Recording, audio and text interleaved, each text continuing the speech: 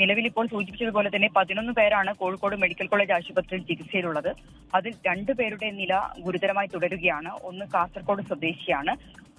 മറ്റൊന്ന് ഇന്നലെ കോഴിക്കോട് മെഡിക്കൽ കോളേജിൽ രോഗം സ്ഥിരീകരിച്ച മലപ്പുറം വണ്ടൂർ സ്വദേശിനിയാണ്. 56 വയസ്സുള്ള ഒരു സ്ത്രീയാണ്.